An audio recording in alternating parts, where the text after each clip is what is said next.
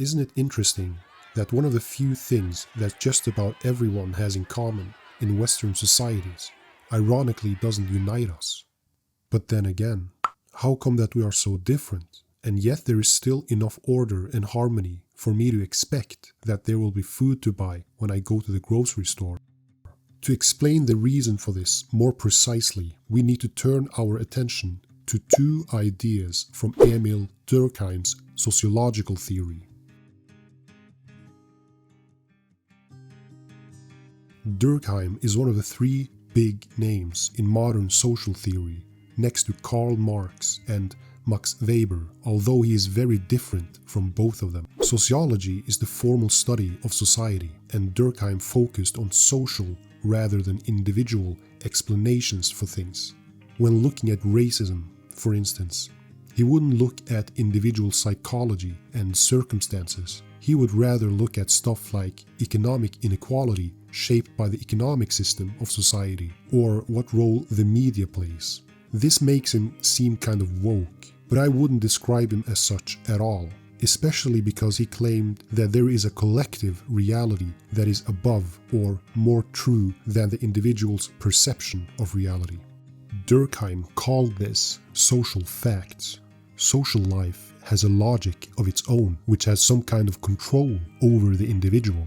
Cultural norms, religion, law, morality, these would all be classified as social facts. Law and morality aren't things that gains significance inside the head of just one individual. Rather, it becomes important in the network of interactions between people. Just like how consciousness exists not in one neuron, but rather in the networks that they form. To put it simply, Durkheim was interested in social explanations, and one of the things he discussed was solidarity. So what is solidarity? Solidarity is how people in a society is connected to each other, and why. Some would call it the social glue. It's the feeling the individual members have that they are part of the whole. Durkheim presented two different forms of solidarity: mechanical and organic solidarity. Let's begin. Mechanical solidarity. People in pre-modern societies are characterized by having mechanical solidarity. Let's say you lived in France 300 years ago.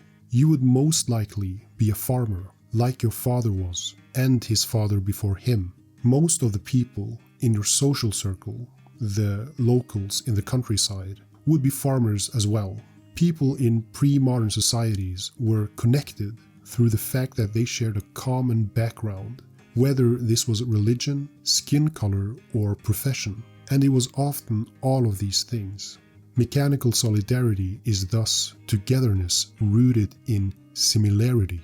Obviously, there would have been some differences and divisions among people. Men and women had different social roles, and there was probably a leader of some kind with greater responsibilities and privileges.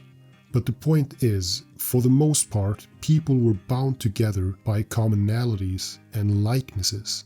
There is something Durkheim calls the collective consciousness, which is made up of the shared values, beliefs, and general understanding of the world. Because of mechanical solidarity, the shared values were clear in the collective consciousness of pre-modern societies. Organic solidarity. Modern society is obviously very different. There are lots of different people with different gods, different jobs, different skills, and everyone watches different channels on YouTube. Some consider a hijab as an extreme form of control over women. Others view it proudly as a sign of their identity. But if we are so different nowadays, how come there are so many people living in harmony in cities populated by millions of people? By harmony, I'm referring to the fact that everyday life in developed societies are mostly safe and predictable. The answer is interdependence. What this means is that while people nowadays are very different, we still rely on each other, whether we want to admit it or not. While farmers living in pre-modern societies were self-reliant, The modern farmer relies on truck drivers to transport their goods into the markets, needs grocery store owners to buy their goods in the first place, and they probably need some lawyers in case someone sues their brand. The point is, we need each other, and that's what holds modern societies together. But what exactly does Durkheim mean by organic? The word refers to the analogy that society is like a human body, with the individual organs each doing their own specialized job to keep the whole system working. The different organs in the human body are equivalent to different institutions in society. The institutions all have their own tasks that they are specialized in solving. Just like the human body cannot function without the lungs, so too would society collapse if you took away the education institutions, for instance.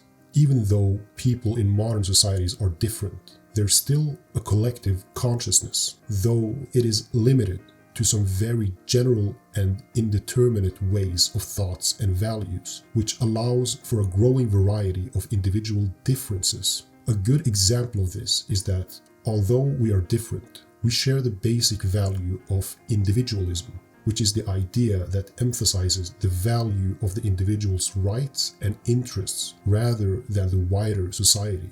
We are constantly told that we are free and unique, that we can have our own truths, even though that all of these claims are highly debatable.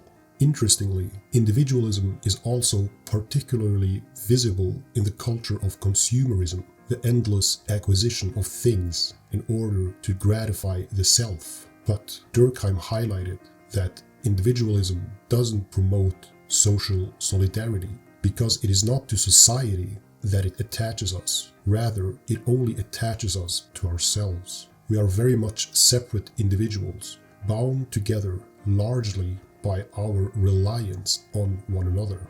In light of this, when robots take over human jobs, this interdependence might vanish altogether. And where will that leave us?